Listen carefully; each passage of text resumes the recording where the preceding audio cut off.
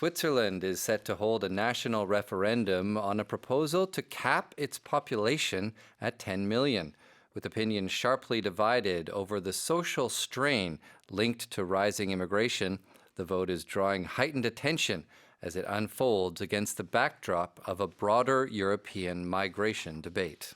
스위스가 인구를 1,000만 명으로 제한하는 계획에 대한 국민투표를 실시할 예정입니다.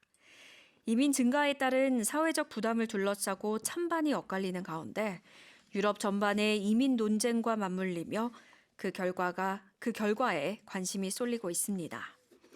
So they are having a national vote on whether or not to cap the population at 10 million. Right, 10 million by 2050. So not right away, but then if the population exceeds 9.5 million before then, according to this proposal, safeguards would be put in place to reduce further immigration, including, of course, a lot tighter regulations for people to get their permanent residency there as well. It would also leave room, suggestions towards revisiting Switzerland's free movement arrangements within the European Union.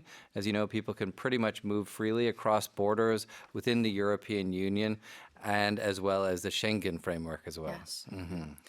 스위스는 다가오는 6월 14일에 1,000만 명 인구 상한제를 국민투표, 레퍼런덤을 실시할 예정입니다. 네.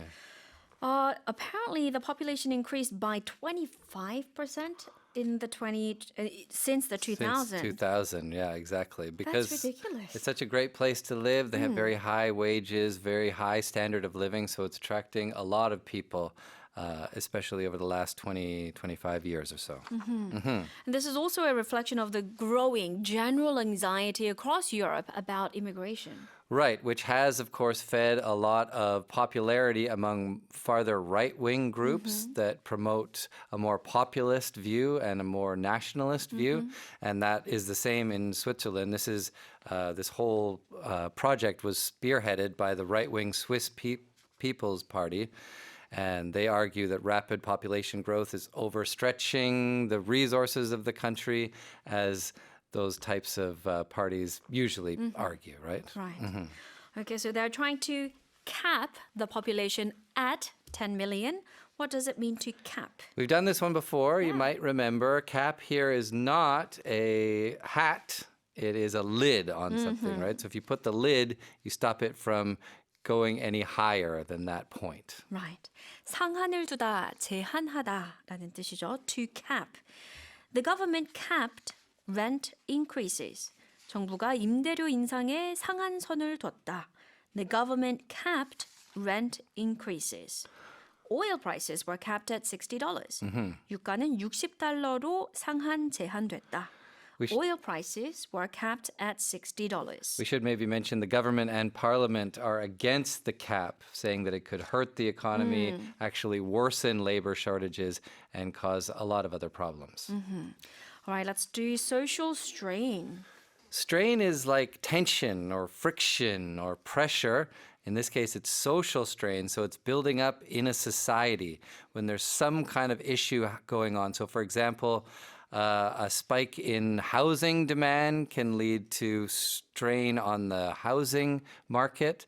So that's a type of social strain on public services or on the labor market. Right. A lot of different types of social strain. Social strain, 사회적 부담인데요. We are talking about the social strain linked to rising immigration. Or that's what the proponents of this law, this bill are saying. Right. 이민 증가에 따른 사회적 부담입니다. Social strain linked to rising immigration. Here's the article again. Switzerland is set to hold a national referendum on a proposal to cap its population at 10 million. With opinion sharply divided over the social strain linked to rising immigration, the vote is drawing heightened attention as it unfolds against the backdrop of a broader European migration debate.